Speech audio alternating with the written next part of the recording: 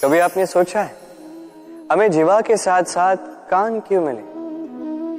अब आप कहेंगे सरल सी बात है, ताकि हम बात करने के साथ ही सुनना भी सीख लें। अब इसका एक और तात्पर्य है।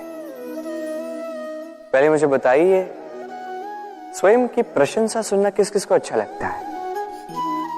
सभी को अच्छा लगता है। अब यही है सार। यदि इन कानों से आप स्वयं की प्रशंसा सुनना चाहते हैं तो सर्वप्रथम इस जीवा से दूसरों की प्रशंसा करना सीखें। अब प्रशंसा के विषय में एक अत्यंत महत्वपूर्ण बात आपको बता देता हूं। कभी किसी की प्रशंसा यदि आप करते हैं तो सर्वप्रथम उस व्यक्ति का उत्साह बढ़ जाता है। तत्पश्चात स्वयं यदि झांक कर देखें तो इस मन में भी संतोष और प्रसन्नता आ जाती है। और एक बार ये मन प्रसन्नता से भर जाए, तत्पश्चात कोई प्रशंसा करे या ना करे, कोई अंतर नहीं पड़ता। इसलिए सदैव दूसरों का मान करें, आदर करें, उनकी प्रशंसा करें, प्रसन्नता बांटें। जिनमें जो भी अच्छाइयां हैं उन्हें बताएं, उन्हें स्मरण करवाएं कि वो भी अच्छे हैं। उनका उत्साह बढ़ाएं, वो जीवन में आगे बढ़ेंगे और ये जीवन आपको कभी पीछे नहीं रहने देगा। क्या आपने कभी दर्पण देखा है? क्या हम में से ऐसा कौन है जिसने दर्पण नहीं देखा? सभी ने दर्पण देखा है, दर्पण में स्वयं का प्रतिबिंब भी देखा है। किंतु किसने सोचा कि उस दर्पण के पीछे क्या है, उस प्रतिबिंब के पीछे क्या होगा? होता कुछ ऐसा है कि उस कांच के पीछे एक धातु की परत चढ़ाई जाती है, जिस कारण से जब हम देखते हैं तो हमें अपना प्रतिबिंब दिखता है। अर्थात कांच को कुछ इस प्रकार कर दिया गया है कि प्रकाश जिस ओर से जाता है उसी ओर पुनः वापस लौट के आता है, तभी वो दर्पण कहलाता है। यही है जीवन का सत्य भी। यदि हम अपना पूरा ध्यान केवल लक्ष्य की ओर केंद्रित करते हैं, यहां वहां नहीं भटकते हैं, तो न केवल हम अपना लक्ष्य प्राप्त करने में सफल होते हैं, बल्कि हम दूसरों का मार्गदर्शन करने में भी सफल होते हैं। तो क्या आप बनना चाहेंगे ऐसा व्यक्तित्व? चयन आपका है। पाना और खोना दोनों जीवन के अभिन्न अंग हैं। हम कुछ पाते हैं, कुछ खोते भी हैं। कुछ स्वप्न साकार होते हैं, कुछ लक्ष्य अधूरे भी छूट जाते हैं। जीवन में ये होता ही है, हर एक के जीवन में होता है।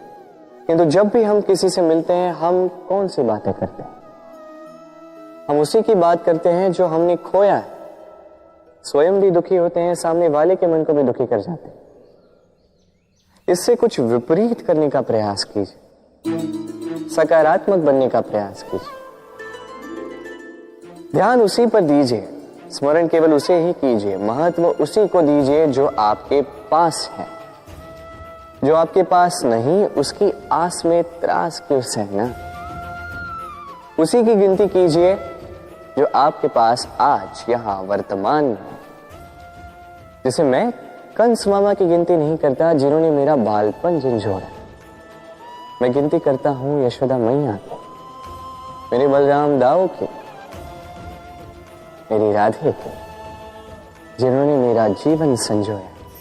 सोच, ये सोच सच बनकर सामने आती है, ये कठोर सत्य है। क्योंकि सोच ही वो बीज है जो सत्य रूपी पौधे को जन्म देता है, उसे विकसित करता है। अब सोचिए, यदि ये बीज ये अकड़े का हुआ तो ये छाया नहीं, ये केवल कांटे देगा। वही यदि ये बीज बरगद का होगा तो वो एक ऐसे वृक्ष में विकसित होगा जो अनेक वर्षों तक अनेक पीढ़ियों को छाया देगा, पंछियों को घर देगा। उसी प्रकार ये सोच, यदि ये सोच छोटी सोच हुई तो आपको शंकाएं ही देगी। यदि ये सोच बड़ी हुई तो आपको समाधान देगी। तो सोच समझकर अपनी ये सोच चुनिए। ये सोच आपको शंका भी दे सकती है, समाधान भी दे सकती है। क्या चुनेंगे आप, शंका या समाधान? छोटी सोच या बड़ी सोच? चयन आपका है।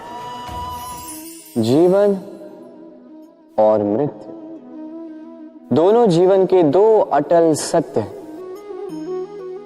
जिसने जन्म लिया है उसे मृत्यु प्राप्त होनी है, यही नियति। अब एक बात है, मृत्यु सभी को आती है, जीवन जीना सबको नहीं है।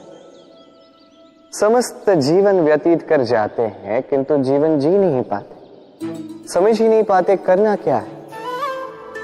जीवन जिए तो जिए कैसे? जीवन जियो तो उस दिए की भांति जो अपनी लौ से असंख्य दियों को प्रकाश देता है, जो बुझते बुझते भी अंधकार से लड़ता है। कदाचित इसीलिए जहां दिए को रखा जाता है उस स्थान को पूजा जाता है, उसे पवित्र माना जाता है। एक बात तो है, मृत्यु सभी को आनी है, चाहे मैं, चाहे आप, चाहे हर कोई एक न एक दिन संसार से जाने वाला है। किंतु आपने इस जीवन में किया क्या, ये महत्व रखता है।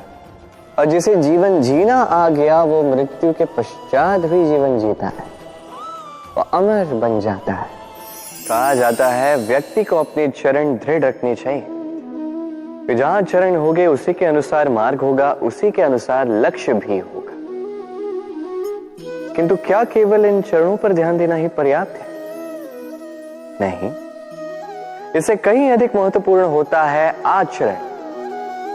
जैसा आपका आचरण होगा उसी दिशा में आपके चरण होंगे। यदि आपका आचरण उचित हुआ, श्रेष्ठ हुआ, तो देखिए आप पर्वत के शिखर पर भी पहुंच सकते हैं। किंतु यदि ये उचित ना हुआ तो आप उसी शिखर से नीचे धरा पर भी गिर सकते हैं। हाँ, गति के लिए चरणों पर ध्यान देना अति आवश्यक है, किंतु प्रगति के लिए आचरण ही अति आवश्यक है, उसके बिना नहीं होगा। जन्म लेते ही व्यक्ति के लिए ये नाम अत्यंत महत्वपूर्ण हो जाता है। माता, पिता, पुरोहित सारे उन अक्षरों को ढूंढने लगते हैं जिससे आपका नाम आरंभ होगा। किंतु क्या केवल नाम और राशि के एक हो जाने से सब कुछ ठीक हो जाता है?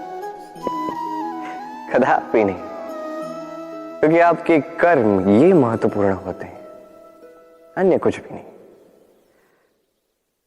देखिए, नियति भी आपके कर्मों के अनुसार ही आपका भविष्य नियत करती है। यदि आपको उदाहरण दूं, सोचिए, एक है राम और एक है रावण। दोनों का नाम आरंभ होता है रा से, किंतु एक को मिला भयानक अंत और एक समस्त ब्रह्मांड के अंतर्मन में बस गया। तो स्मरण रखिएगा, ये नाम नहीं, ये कर्म श्रेष्ठ है। यदि आपके कर्म श्रेष्ठ रहे तो आपका नाम कुछ ऐसा बनेगा कि संसार में कोई मिटा नहीं पाएगा। कई बार जब हम कर्म करते हैं, सफलता प्राप्त करते हैं, कठिन परीक्षाओं पर उत्तीर्ण होते हैं, बड़े कार्य करते हैं, हमें लगता है कि संसार से थोड़ी प्रशंसा हमें मिलनी चाहिए, अच्छा लगता है। कई बार हमें लगता है ये हमारे कर्मों का फल भी है, हमें आनंद देता है। किंतु जब हमें ये प्रशंसा नहीं मिलती तब क्या होता है? हम दुखी हो जाते हैं, टूट जाते हैं। ऐसा लगता है किसी को हमारी चिंता ही नहीं है, ऐसा लगता है हमारे आनंद में किसी और को आनंद मिलता ही नहीं है। अनेक विचार आते हैं। किंतु मैं आपसे एक प्रश्न पूछता हूं, अब जो भी कार्य करते हैं, जो भी कर्म करते हैं, क्या केवल प्रशंसा के लिए करते हैं? यदि ऐसा है तो इस विचार को यहीं त्याग दीजिए, क्योंकि ये प्रकृति ये हमें कुछ और सिखाती है।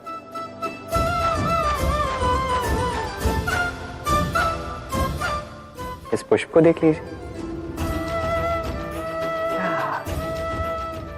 ये सुगंध जो पुष्प देता है, ये जैसे मेरे मन को उल्लासित कर देती है, जैसे मेरे मन में ऊर्जा से भर देती है ये सुगंध। किंतु विशेष बात तो यह है कि पुष्प को यह कार्य करने के लिए किसी प्रशंसा की आवश्यकता नहीं है। यही है प्रकृति की सीख। जो सच्चा होता है, जो सत्कर्मी होता है, उसे प्रशंसा की आवश्यकता ही नहीं, क्योंकि उसके कर्म ही उसकी सुगंध होते हैं। देखिए, इत्र जो है वो नकली फूलों पर लगाया जाता है, सच्चे फूलों को इसकी आवश्यकता ही नहीं। इसी प्रकार आप भी कर्म करती जाइए एक शुभ भाव के साथ। इस मन को सदैव सदैव शांत रखिए, साफ रखिए। यदि ऐसा करोगे तो आपके कर्म इस प्रकार सुगंधित होंगे कि आपके जीवन में केवल और केवल आनंद ही होगा। तो इसी आनंद के साथ कहिए राधे राधे।